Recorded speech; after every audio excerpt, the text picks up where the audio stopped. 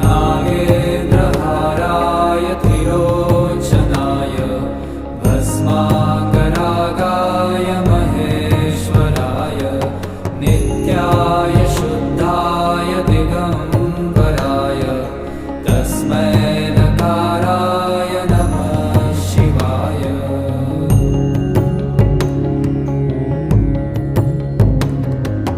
Mandakini सलीलचन्दनचर्चिताय Nandishwar प्रमथनाथ